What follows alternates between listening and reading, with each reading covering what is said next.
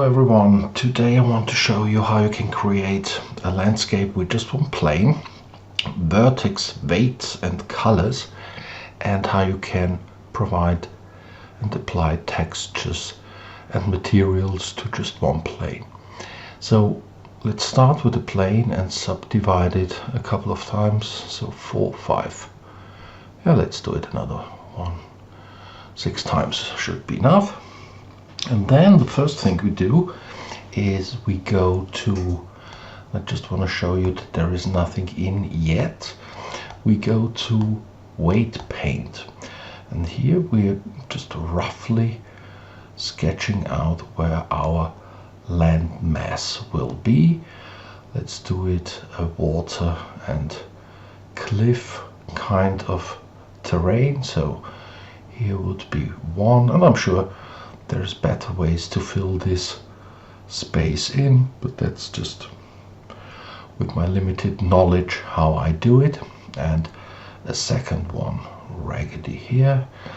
Let's just increase the size of the brush a little bit, makes it easier, and fill this one out. And now comes, when I'm finished here, a very cool new feature in Blender 2.9. And this is, and you can still see we don't have any vertex colors in here. So we switch to vertex paint. Yes, we're just going to, before we do that, we can just call this terrain and water. And then we go to vertex paint. And you see there is nothing in here. A new map has been created. And here is a new option which is called Vertex Color, Weight to Color. Just click it and your weight map has been translated into a color map. Let's call this T and W, and you can then, as you normally can with the weight map, you can select the area you have created before. Then with relational editing, you just extrude or move some of the vertices, get rid of some of those, just essentially create some rocks and cliffs by just extruding them and moving them along the Z-axis. You can play with the amount like so. And then at the end we're just going to pick randomly a couple of vertices and just move them up a bit. Okay, I think that's fine for now.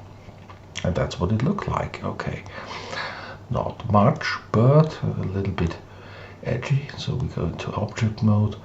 So let's apply a subdivision modifier, adaptive. Right, okay, so that's standard clay terrain.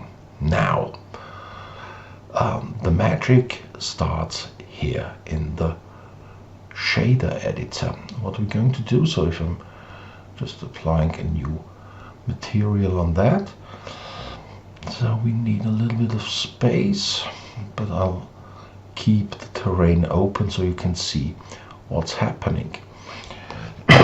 Excuse me.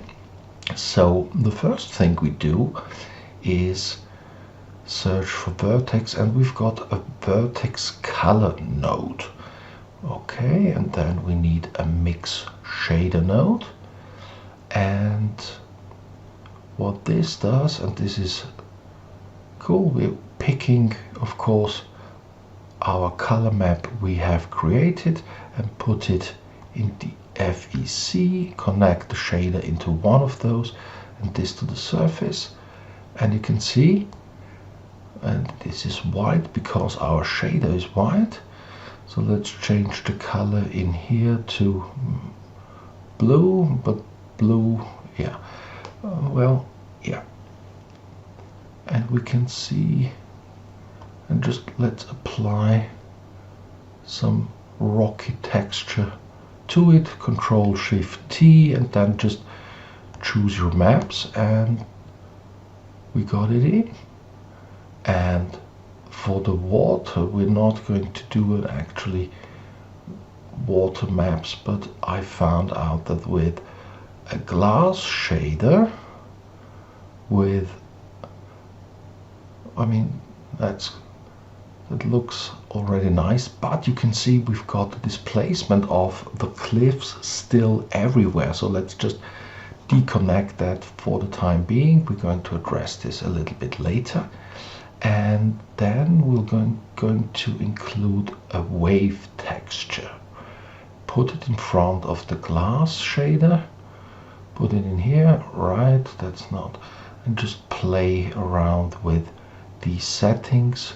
So let's just decrease the scale, up this a little bit. You know, it's essentially playing around with it until you're happy with the result. Something like this, right? Let's move this up here a little bit, make it a little bit more watery. Something like this here. This looks okay. Right. Just let's play with this one a bit too. But that's what we've got right now. So what we need to do, and this is very cool, you just can go into your Vertex paint and just paint with your material. So anywhere I paint with white is going to give me back my rocky cliff. So I'm just going to get rid of these parts of the water on the cliffs. So I got a nicer, yeah, these must be gone as well. Let's do some sort of beach in here as well. But yeah, let's get rid of this one. But now we have more or less closed this up, so let's go back and change it to black. Maybe, yeah, looks fine to me. I mean, it could be refined, but that's yet not the goal of this tutorial. It's just to show you how you can apply different textures and actually fiddle with them and edit them to your liking with Vertex Paint and Vertex Colors. So what we're going to do is something similar as we did with the shader. We're going to do the same thing with the displacement nodes.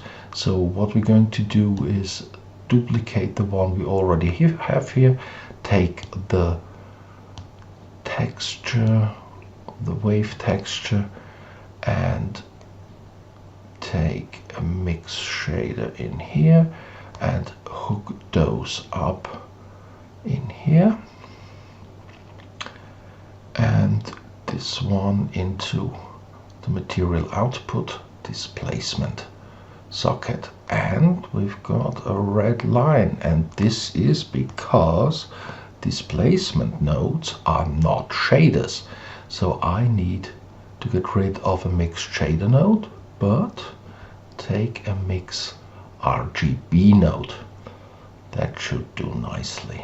Sorry, but this is what happens sometimes. So same thing, and we can clean it up, and we've got the displacement on the rocks and on the water. We can decrease the amount of displacement for the water and make it a little bit, yeah, like so. This one could be a little bit higher, not a problem. Yeah, this looks quite nice, but it seems that if I'm playing with the FEC, you see, it's both materials are displaced, no matter if I have 1 or 0. It's just which displacement is going to apply to the whole plane. That's not what we want. So we're going to duplicate our vertex node again, and plug that to the FEC. And then you can see that whenever I change the displacement of the water, for example, it just affects the water. Massively so, but just for demonstration's sake. Like this. And we can increase this a little bit. No, not that much. Like this one, right. Okay, that's it more or less. That's what I wanted to show you. However, you might say, yeah, now I've got the cliffs and very roughly it falls into the water. What if I want to include some beaches or grass or something like that? Well, you can actually repeat the whole process on this mesh. So let me quickly show you. What we're going to do is we go back to our weight paint and paint with white. Okay, but before we do that, let's increase the space where we can apply some grass or ground to it.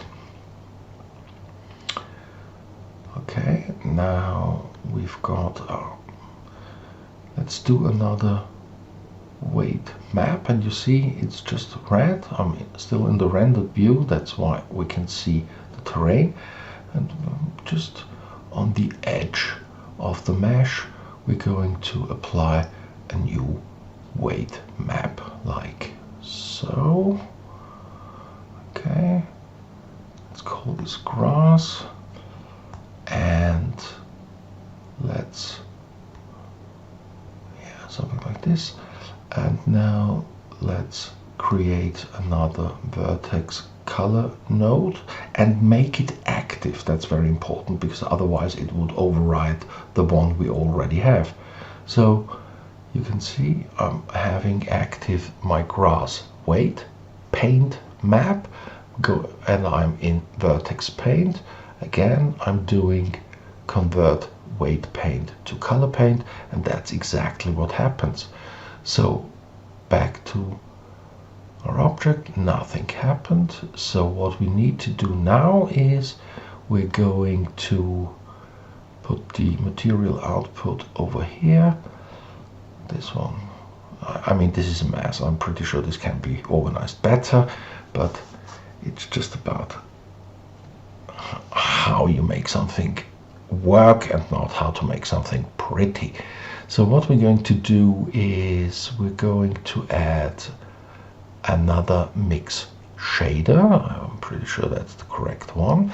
We're going to disconnect this one and hook it up into one of these shaders and reconnect that, and we should not see any difference, and we don't, which is fine. And now we just duplicate the principal shader. Let's put it in here and let's check it as green, put that in here, and everything is green. Why? Because we have not told the map where it is. So now we need to take another vertex node, connect it to the mix shader, and choose the right color map. Pick a grass texture, and there we go. We have our grass on the beach. It's a little bit too big, so we can play with the scale. Just let me move this over here like so, and then let's just quadruple the size. Yeah, let's work with that, and we should probably do something similar with the rocks in here. Yeah, looks good to me. The water is fine anyhow. displacement we're not going to address now. It's exactly the same. You just create another displacement and hook it up with the display, with the mixed RGB.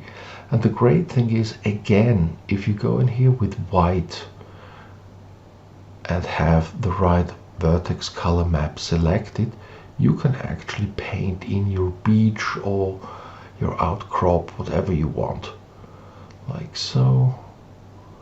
A little bit over here. Yeah, that looks nice. I just think the scale of the texture is off, so let's just reduce this a little bit to make, yeah, something like this. Looks good. Well, that's it actually. That's what I wanted to show you. I hope it was something you can work with. I think the results are quite nice. And this is not an actual render, it's just a screenshot of what we just did, and I hope you enjoyed it and can integrate it in your own workflows. Thanks for watching.